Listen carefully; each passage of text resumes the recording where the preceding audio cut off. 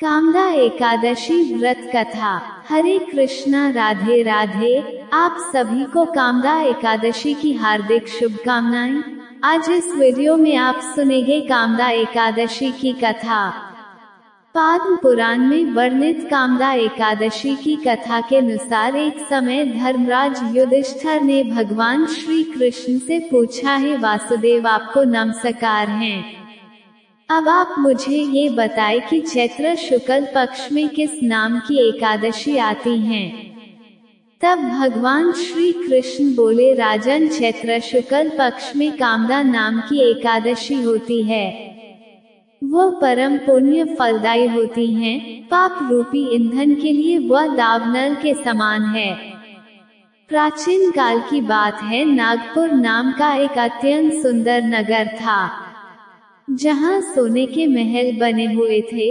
उस नगर में पुंडरीक आदि महाभयंकर नाग निवास करते थे। पुंडरीक नाम का नाग उन दिनों वहाँ राज करता था। गंधर्व, किन्नर और अप्सराएं भी उस नगरी का सेवन करती थी। वहीं पर एक श्रेष्ठ अप्सरा थी जिसका नाम था ललिता। उसके साथ ललित नाम वाला गंधर्व भी था और वे दोनों पति पत्नी के रूप में रहा करते थे। दोनों में बहुत प्रेम था। ललिता के हृदय में सदा पति की ही मूर्ति बसी रहती थी और ललित के हृदय में सुंदरी ललिता का नित्य निवास था। एक दिन की बात है, नागराज पुंडरीक राजसभा में बैठकर मनोरंजन कर रहा था। उस समय ललित का गान हो रहा था, किंतु उसके साथ उसकी प्यारी ललिता नहीं थी। गाते गाते अचानक उसे अपनी पत्नी ललिता का स्मरण हो आया, इसलिए उसके पैरों की गति रुक गई और जीभ लकदाने लगी। तब नागों में श्रेष्ठ करकोटक को ललित के मन का संताप पता चल गया, इसलिए उसने राजा पुंडरीक को उसके पैरों की गति रुकने और गान में त्रुटि होने की बात बता दी। करकोटक की बात सुनकर नागराज पुंडरीक की आंखें क्रोध से लाल हो गई और उसे रक्षा योनि का श्राप दे दिया। महाराज पुंडरीक के ऐसा कहते ही वो गंधर्व राक्षस हो गया। भयंकर मुख, विकराल आंखें और देखने मात्र से भय उपजाने वाला रूप। ऐसा भयानक राक्षस होकर वह अब कर्म का फल भुगतने लगा।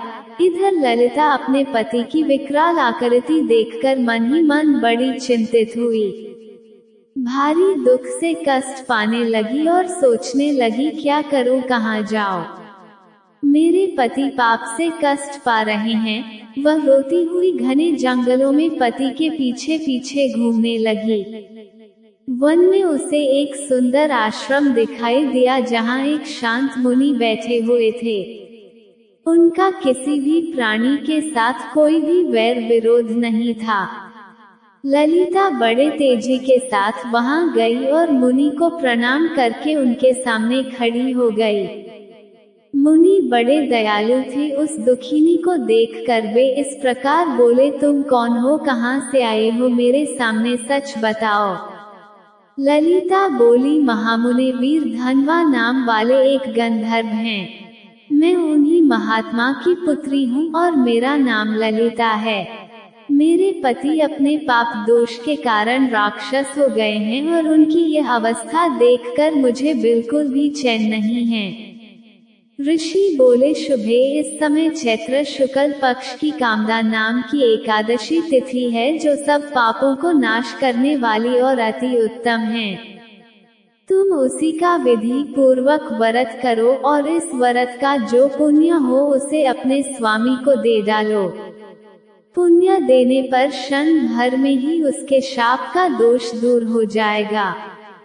भगवान श्री कृष्ण कहते हैं, राजन, मुनि का ये वचन सुनकर ललिता को बड़ी प्रसन्नता हुई और उसने एकादशी का उपवास करके द्वादशी के दिन उन ब्रह्मर्षि के समीप ही भगवान वासुदेव के श्रीविग्रह के समक्ष अपने पति के उद्धार के लिए यह वचन कहा, मैंने जो ये कामदा एकादशी का उपवास व्रत किया है, उसके पुण्य के प्रभाव से मेरे पति का राक्षस भाव दूर हो जाए।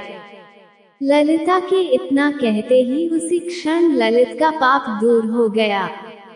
उसने दिव्य देह धारण कर लिया और वह राक्षस भाव भी चला गया और उसे पुनः गंधर्वत्व की प्राप्ति हो गई। हे राजन, वे दोनों पति पत्नी कामदा के प्रभाव से पहले की अपेक्षा और भी अधिक सुंदर रूप धारण करके विमान पर आरूढ़ होकर अत्यंत शोभा पाने लगे। ये जानकर इस एकादशी के व्रत का यत्न पूर्वक पालन करना चाहिए। मैंने लोगों के हित के लिए आपके सामने इस व्रत का वर्णन किया है। कामदा एकादशी ब्रह्महत्या आदि पापों तथा पिशाचत्व आदि दोषों का भी नाश करने वाली है। राजन, इसके पढ़ने और सुनने से वाजपेयी यज्ञ का फल मिलता है। प्रेम से बोलिए जय श्री कृष्णा। प्रिय श्रोताओं, ये थी आज की वीडियो। उम्मीद है आपको वीडियो पसंद आई होगी। वीडियो को लाइक जरूर कीजिएगा। कल फिर मिलते हैं एक नई वीडियो के साथ। तब तक राधे राधे।